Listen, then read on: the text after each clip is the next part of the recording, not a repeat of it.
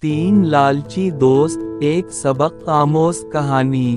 کسی زمانے کی بات ہے، ایک گاؤں میں تین قریبی دوست رفیق، ناصر اور جمیل رہتے تھے۔ وہ بچپن سے ساتھ تھے، لیکن ان میں ایک بڑی کمزوری تھی، لالچ۔ وہ ہمیشہ زیادہ دولت، زیادہ کھانے اور زیادہ فائدے کے چکر میں رہتے۔ ان کا ماننا تھا کہ ایمانداری اور محنت سے کچھ حاصل نہیں ہوتا، بلکہ شارٹ کٹ ہی اصل کامیابی ہے۔ خوابوں کا خزانہ۔ ایک دن تینوں دوستوں کو ایک فقیر ملا۔ وہ بہت بوڑھا اور کمزور تھا، مگر اس کی آنکھوں میں ایک عجیب سی چمک تھی۔ فقیر نے ان سے کہا، تم تینوں بہت محنتی لگتے ہو، کیا تم دولت مند بننا چاہتے ہو؟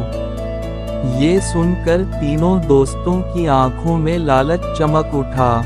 ناصر بولا، ہاں بابا، ہم امیر بننا چاہتے ہیں تاکہ زندگی عیش و آرام سے گزار سکیں۔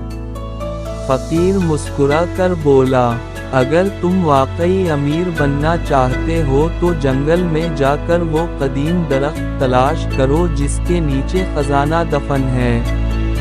لیکن یاد رکھو، خزانہ بانٹنے میں ایمانداری سے کام لینا، ورنہ یہ خزانہ تمہیں برباد کر دے گا۔ یہ سن کر تینوں دوست خوش ہو گئے اور فوراً جنگل کی طرف روانہ ہو گئے۔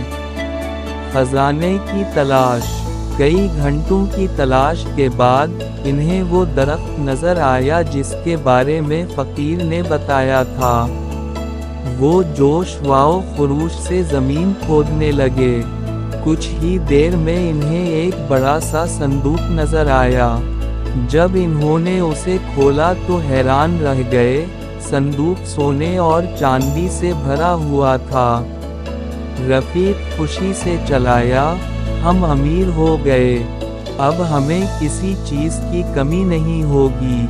لیکن جیسے ہی ان کے پاس خزانہ آیا، ان کے دلوں میں لالچ بڑھنے لگا۔ جمیل بولا، یہ سونا زیادہ نہیں ہے، ہمیں اسے سمجھداری سے تقسیم کرنا ہوگا۔ ناصر نے تجویز دی، ہمیں کھانے کے لیے کچھ سامان لینا چاہیے تاکہ ہم سکون سے یہ فیصلہ کر سکیں۔ لالچ کا جال۔ تینوں نے فیصلہ کیا کہ ناصر گاؤں جا کر کھانے کا انتظام کرے گا، جبکہ رفیق اور جمیل خزانے کی نگرانی کریں گے۔ لیکن ناصر کے دل میں لالچ آ گیا۔ اس نے سوچا، اگر میں ان دونوں کو زہر دے دوں تو سارا خزانہ میرا ہو سکتا ہے۔ وہ گاؤں گیا اور کھانے میں زہر ملا دیا۔ ادھر رفیق اور جمیل بھی لالچ میں آ چکے تھے۔ جمیل بولا، ناصر کو سونے میں سے کچھ نہ دینا بہتر ہوگا۔ جیسے ہی وہ کھانے کے ساتھ واپس آئے گا، ہم اسے مار ڈالیں گے۔ رفیق نے بھی اتفاق کیا۔ لالچ کا انجام۔ کچھ دیر بعد ناصر کھانے کے ساتھ واپس آیا۔ جیسے ہی اس نے قدم رکھا، رفیق اور جمیل نے اس پر حملہ کر دیا اور اسے مار ڈالا۔ وہ خوشی سے چلائے، اب ہمارا حصہ بڑھ گیا۔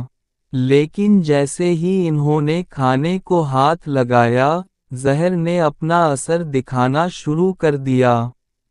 چند لمحوں میں دونوں زمین پر گر پڑے اور تڑپ تڑپ کر مر گئے۔